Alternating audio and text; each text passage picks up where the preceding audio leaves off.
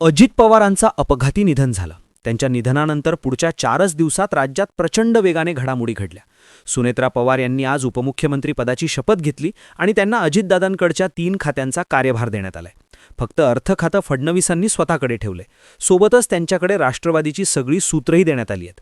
आता सगळ्या गोष्टी ज्या वेगाने घडल्या ते पाहून अनेकांना धक्का बसलाय. खरं तर अजित पवारांच्या मृत्यूनंतर शरद पवार गटाच्या नेत्यांनी दोन्ही राष्ट्रवादीचं विलिनीकरण होणार होतं असं सांगायला सुरुवात केलेली. जयंत पाटील, शशिकांत शिंदे, अनिल देशमुख या सगळ्यांनी हाच दावा केला होता. खुद्द शरद पवारांनी सुद्धा विलिनीकरणासाठी चर्चा सुरू होती असं वक्तव्य केलं. पण अजित पवार गटाचे 2 नेते असे होते ज्यांनी या सगळ्यावरती बोलणं टाळलंय. या नेत्यांचा राष्ट्रवादीच्या विलिनीकरणाला विरोध होता असं आता बोललं जातंय. महत्त्वाचं म्हणजे या 2 नेत्यांनीच सुनेत्रा पवारांचं नाव पुढे आणून त्यांना उपमुख्यमंत्री पदाची शपथ घेण्यास राजी केले असं म्हटलं जातंय. दादांच्या माती सावडण्याच्या विधीनंतर तर हे दोन्ही नेते फडणवीसांना सुद्धा भेटले. त्यांनी निर्णय घेतले आणि सुनेत्रा वहिनींचं नाव फायनल केलं.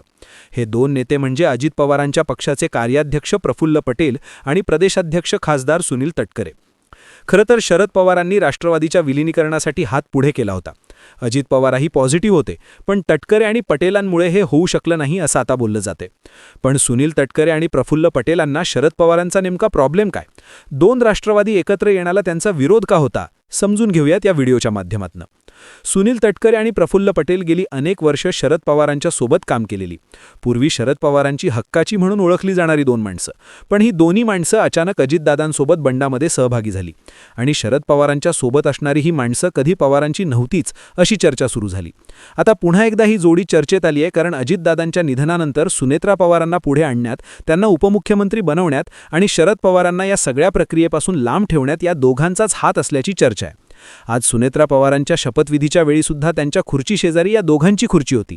त्यावरूनच या दोघांचं वाढलेलं महत्त्व आपल्या लक्षात येतं. आता या सगळ्यात खरं तर प्रफुल्ल पटेल आणि सुनील तटकरे यांना शरद पवारांचा प्रॉब्लेम आहे हे स्पष्ट झालंय. आणि या प्रॉब्लेमचं पहिलं कारण सांगता येतं ते म्हणजे या दोन्ही नेत्यांना असलेली सत्तेची गरज. प्रफुल्ल पटेल यांनी अनेकदा स्पष्टपणे म्हटलंय की 2014 पासून राष्ट्रवादीचा भाजपसोबत जाण्यासाठी अनेकदा चर्चा झालेल्या. 2 पक्षांमध्ये बैठकाही झाल्या होत्या, पण शरद पवारांनी कधीच अंतिम होकार दिला नाही. त्यांच्या न हो नाहीच्या राजकारणामुळे पक्षाचं नुकसान होतंय असं प्रफुल्ल पटेलांचं मत होतं.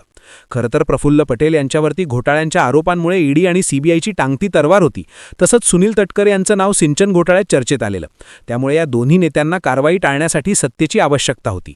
त्यासाठी शरद पवारांनी सत्तेत असलेल्या भाजपशी राजकीय तडजोड करावी अशी नेत्यांची इच्छा होती.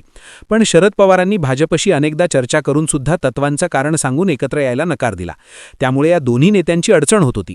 2019 मध्ये राज्यात महाविकास आघाडीचं सरकार सत्तेत आल्यानंतर या नेत्यांना सत्ता मिळाली खरी, पण एकनाथ शिंदेंच्या बंडानंतर हे सरकार कोसळलं. त्यानंतर या नेत्यांना स्वतःचं संरक्षण करण्यासाठी आणि आपलं राजकीय अस्तित्व टिकवून ठेवण्यासाठी सत्तेची गरज लागत होती.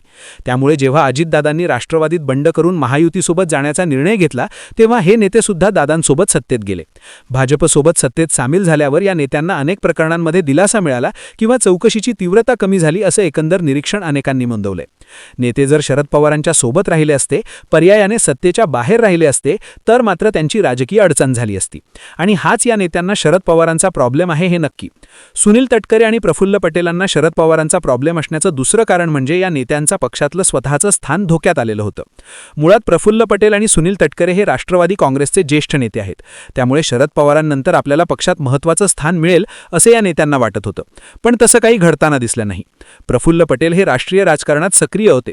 राष्ट्रवादी काँग्रेसचा दिल्ली पातळीवरचा चेहरा अशीच त्यांची ओळख.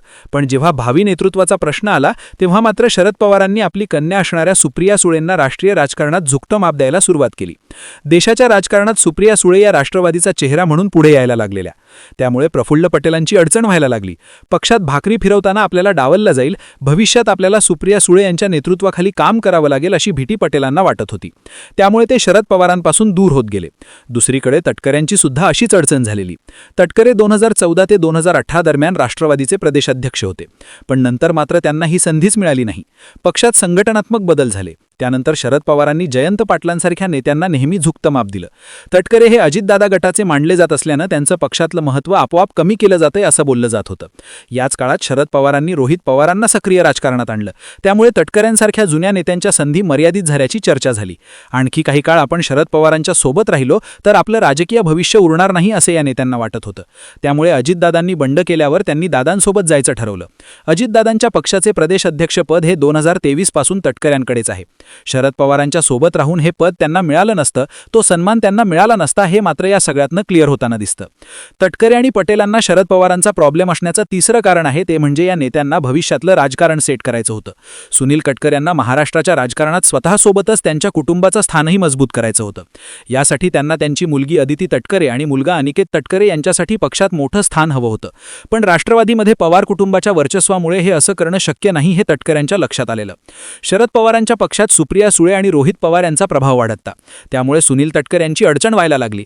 पण अजितदादा जेव्हा वेगळे झाले आणि महायुतीत सामील झाले तेव्हा सुनील तटकरे त्यांच्यासोबत सत्तेत गेले. त्यानंतर अदिती तटकरे यांना राज्यात मंत्रिपद मिळालं, जे आजही कायम आहे. अशा प्रकारे शरद पवारांपासून वेगळं होत तटकऱ्यांनी त्यांच्यासोबत त्यांच्या कुटुंबाच्या भविष्याचं राजकारणही सेट केलं. प्रफुल्ल पटेलांना सुद्धा केंद्रामध्ये मंत्रिपदाची अपेक्षा आहे.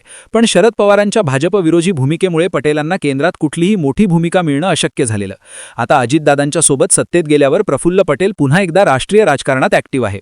भविष्यात जर अजितदादांच्या पक्षाला केंद्रात मंत्रिपद मिळालं तर अर्थात प्रफुल्ल पटेलांचं नाव मंत्रिपदासाठी सगळ्यात आघाडीवर असेल आणि त्यामुळेच पटेलांनी सुद्धा त्यांचं भविष्यातलं राजकारण हे दादांसोबत जात सेट केलेलं आहे. एकूणच काय तर सुनील तटकरे आणि प्रफुल्ल पटेल यांना शरद पवारांचा मुख्य प्रॉब्लेम हा भाजप विरोधी भूमिकेमुळे होता. शरद पवारांनी जर भाजपशी तडजोड करून सत्तेत येण्याची भूमिका घेतली असती तर कदाचित हे दोन्ही नेते त्यांच्या सोबत राहिले असते. त्यामुळे जेव्हा अजितदादा बंड करून महायुतीत आले तेव्हा हे नेते सुद्धा त्यांच्या पाठोपाठ सत्तेत सामील झाले. आता सुद्धा जर शरद पवारांचा पक्ष किंवा शरद पवार अजितदादांच्या पक्षासोबत आले तर आपलं पक्षातलं स्थान आणि महत्त्वाकांक्षा मर्यादित होतील याची भीती या दोन्ही नेत्यांना वाटतेय, हे मात्र खरं. तुम्हाला काय वाटतं?